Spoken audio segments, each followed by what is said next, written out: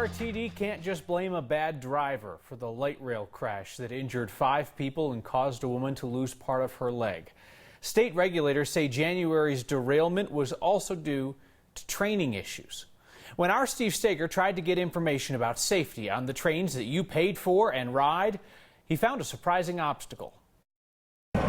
And it felt like we were going really fast. That January morning is still burned into the memories of the passengers on board the R line headed toward Lincoln, the speeding train approaching a sharp curve at Sable in bad weather. All of a sudden, I felt it jump, and we slid off the tracks. When it did, 5 passengers were injured, including a woman whose leg was severed. After the wreck, RTD fired the driver. When we did our investigation right after the incident happened, we determined that speed was the primary factor, and the operator was terminated because of that. But a new order out today from RTD's regulator, the Public Utilities Commission, says while speed may have been a factor, there could have been other contributing factors. Problems with initial training of operators and a lack of refresher training for operators who spent time on leave. The PUC also found issues with the way RTD operates in inclement weather. This is a procedural thing. We're very happy to continue to work with the PUC. This has been a very serious situation. RTD spokeswoman Pauletta Tonellis says her agency has already discovered some of the same problems and had already been working on them when the PUC's order came out today. Though we'll have to take both the PUC and RTD's word for it because of a state law that keeps all Public Utilities Commission investigations confidential, meaning the people who pay for and ride public transit won't see the final report of what went wrong that day. There are regulations that are in place that we all respect, and what we want to do though is be open and transparent. So RTD says it's taking a few steps further than the regulator demands. They're adding more speed limit signage along the light rail corridor, and they've committed to adding more unannounced observations to make sure that operators are following the rules. Now, that operator was fired by RTD. The police wanted to charge him in this case. Aurora Police Department wanted to file charges. The DA would not file charges. I asked RTD today, would you still fire the driver knowing some of the things that were in this RTD or this PUC report? And they say absolutely. They say that that was the cause of action that needed to happen. Open and transparent about the investigation that we can't see. Got it. All right. Thank you, Steve. If the Douglas County School Board thought that putting public comment off for 2 hours was going to make the parents there less mad, they were wrong. Some people waited until after midnight for their chance to tongue-lash the school board for its plan to rescind a 3-year charter offer for STEM School Highlands Ranch. Parents from that school where a student was killed in a shooting last month want an extension for 5 years. The district's now talking about a 1-year extension. I hear a lot of emotions in here, and I acknowledge your emotions. It is an emotional issues, and you get upset, you get hurt, and you feel being betrayed. You feel that, well, this, mighty school board coming down, and us, and we are down. And that is far from the truth. We passed the 3 years conditional resolutions in January 8th, which is, okay? Superintendent both recommended 5 years. Okay, we passed the resolutions of the 3 years. Early this morning, the Douglas School Board decided to set aside for the time being this plan to rescind the 3-year extension in favor of 1 year. They'll keep negotiating ahead of the charter's June 30th deadline. District has cited a long list of issues at STEM School Highlands Ranch. Charter schools have long been a heated political issue in Douglas County, and some supporters of STEM last night said that the school board was using security concerns following the shooting as cover to go after a charter school. The suggestion of tearing down Columbine High School moved 7,000 people to tell Jeffco schools how they feel about that idea. All of those survey answers are now being analyzed. The district has said if the public is opposed to this idea of taking down Columbine, then they are not going to push the plan to replace Columbine with a new school. The thought would be that that might deter tragedy tourists and threats. If the surveys are supportive, the district's going to do some polling and community meetings before putting this decision on the ballot in August. Denver's rapid development is about to get a key test in front of the newly elected city council. Denver voters just elected 5 new members of council. They don't take office until next month. Good timing, because we just learned the Park Hill Golf Course may be sold next month. It would give the new city council a blank slate, an enormous piece of land the size of Wash Park. Our Marshall Zellinger looks what they could do with it. They're still mowing the grass and watering the lawn, but Park Hill Golf Club is not a golf course right now. Denver is building a detention pond on part of the golf course, just south of the central I-70 construction site. As we've reminded you in the last 2 years, Denver does not own the golf course. Clayton Early Learning does. That's the learning center blocks away at MLK and Colorado Boulevard. Up until this year, the golf course provided 5% of that center's income. But between 2015 and 2016, Clayton showed a loss of $1 million.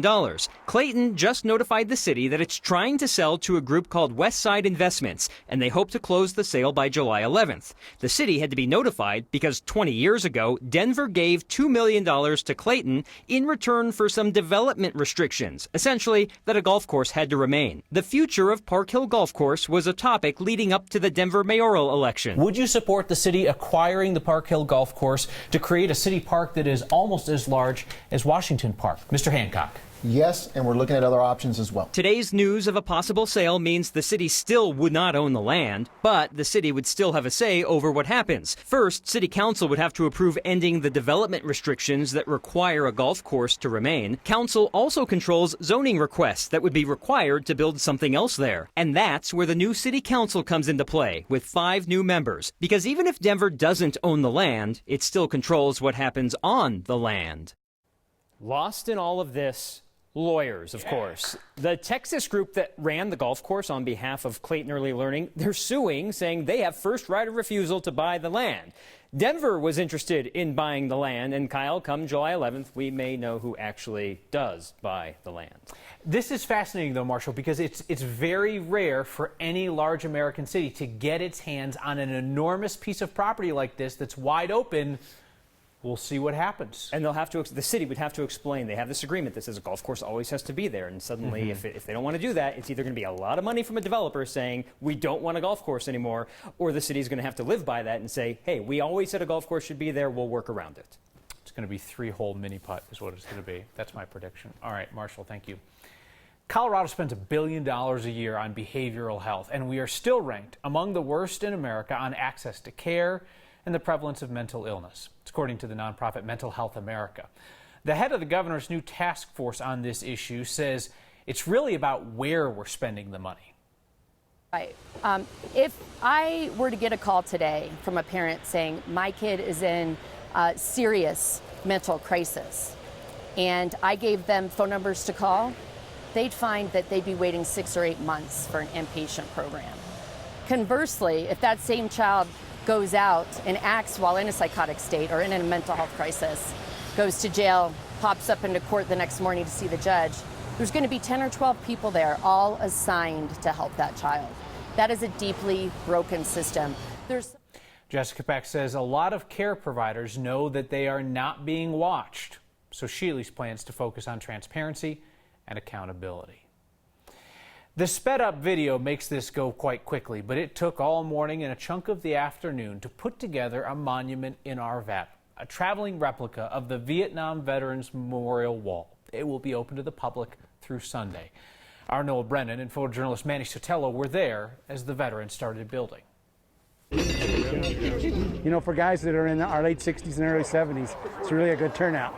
The assembly in Arvada starts small. That's the wing nut. And comes with an instruction manual that moves. Yeah, she's over there. Yeah, she's right over there. Remember, when you're putting the panels in, never corner on, flat up and down. It's important this job is perfect. We are building a replica, an exact replica of the wall in Washington, D.C. It is a 75% scale replica. 3/4 the size. I figured there's about 140 panels. But these veteran volunteers carry the full weight of the wall that heals. But they're getting bigger. Each one that you bring out has more names on it. As the panels get more towards the middle, they get heavier. I need the exercise. Pounds are easier to manage than memories. That's me and my favorite friend. two fellas served on the same ship as me. It does bring it back. It definitely brings it back. This is number 4 for me. These veterans carry their buddies. Just a couple. Yep.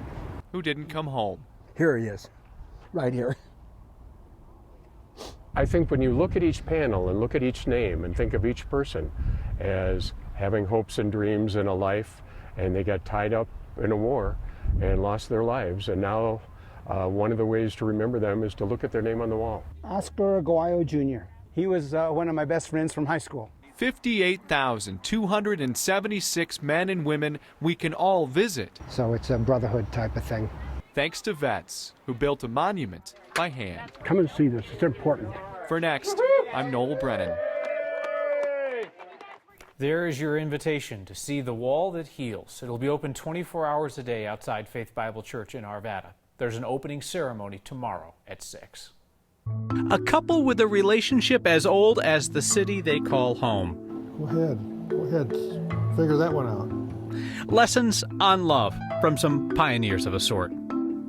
I don't remember seeing clouds like this before we decriminalized mushrooms, but we found out what causes them. And RTD prepares to deliver on a promise to taxpayers in about 30 years. That's next.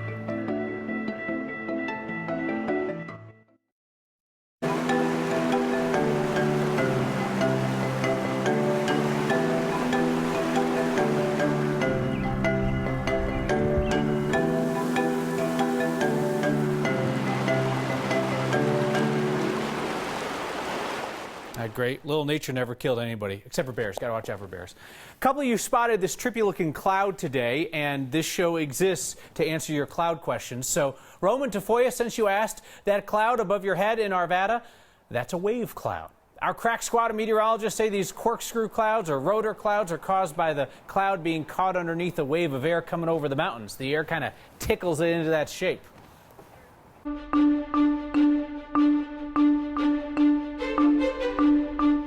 That is the best explanation I've ever heard. Seriously, some meteorology training in your background, clearly, Kyle.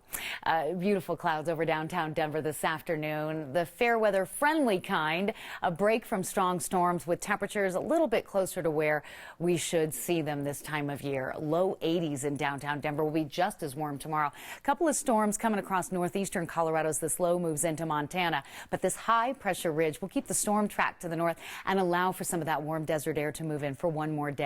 The storms moving through tonight will be non-severe near Sterling, Fort Morgan, and out toward North Platte. A little wind and lightning. We get lots of sunshine, a warm day again tomorrow. But things change late on Friday with the arrival of a cool front. And we have thunder showers in the forecast for the start of summer. Beautiful break tonight and quiet, calm weather and temperatures in the mid-50s. Another warm, dry day tomorrow. Thunder showers in summer solstice Friday morning. A cool weekend, good chance of rain Saturday, clearing out Sunday. Warmer weather with temps back in the 80s Tuesday and Wednesday of next week. The sunrise, beautiful in Westminster this morning. Michelle Koster, Kyle, with this picture for us tonight. Thank you, Kathy. So last night we told you about RTD planning to crack down on third wheels, a new policy against the elected director's spouses filling in for them at events. Well, they talked about it and put it on hold for now. This kind of strange honey don't proposal got brought up last night. One board member said it went through the wrong committee, so they're going to talk about it again in a month. Speaking of RTD, if all of us exercise and eat right, we might live long enough to see RTD's train to Longmont. RTD now says without getting any extra funding, that train that voters agreed to pay for in 2004 will not be fully operational until the year 2050. That seems like a long way away, but we will be making it go by in a flash with our new next segment called Counting Down the Days to RTD's Longmont Train. Now, our graphics guy, Jeff, is on vacation, so you'll have to pardon me here. I had to make this myself. Countdown to RTD's Longmont Train. That, I don't know if you can see from the back there, but that's the train. It is only 11,154 days away at this point.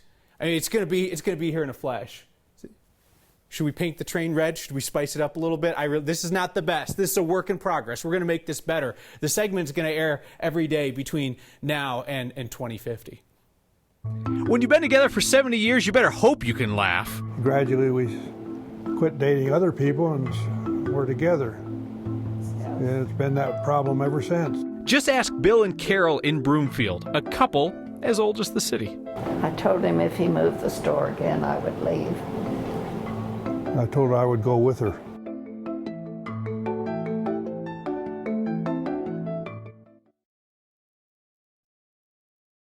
Not sure there's such thing as a life expert, but Bill and Carol from Broomfield might qualify. So why not invite them on this program to share some of what they have learned in 70 years of marriage. Congratulations, by the way. They married the month that Bill graduated from CU, June of 1949. Well, it was about 120 degrees in Oklahoma City, and I was in a gray flannel suit, and I melted. Our 70th anniversary. Never thought we'd make it. No, most people don't. We're kind of surprised. Never thought we'd even live this long, let alone celebrate this many. Well, we still have the same feelings for each other that we had initially. We always get along, except for little pieces here and there, which we shout at each other once in a while. Not very much. She never did throw anything at me that I couldn't catch. So I've lost my sight. And I've lost my hearing. And so... she has to look and I have to listen. Sure.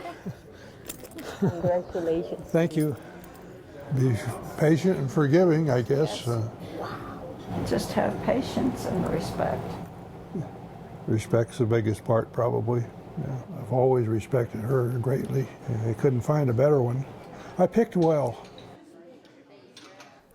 The Greenwalds were among the first 500 families to live in Broomfield. Their kids were in the first school in that master plan community. They owned and ran a hardware store in Broomfield for 50 years. All right, can you name the voices on the DIA train? There's Alan Roach, there's Kim Christensen, and there's the random new guy. Yes, there's a new voice. That story and your feedback next. So DIA is trying something new with the voices that greet us on the airport trains. My friend Kim Christensen and the legend Alan Roach, they're the official voices of the train. So who in the world is this guy? The doors are open. DIA says an airport employee recorded some new test messages for them. They're trying that one there that tells people to move to the center of the train. That perhaps might help with the people who step just inside the train door, plant their suitcase on the floor, and then stare at you, mouth agape, as you try to squeeze past them onto the train. DIA will compare the new messages to the old ones to see if the new ones help with boarding. If they work, DIA plans to ask Kim and Alan to come in and record the new lines. As for RTD's new timetable, 2050 for the train to Longmont, Adam says RTD won't be around that long. Nathan James says by then riding the train will be as quaint as traveling via horse and carriage. I'll be teleporting. Shelley Johnson says I'm no math whiz, but the $50 million we've already paid should cover it. Nope, the chart says nope. I'm sorry, Shelley.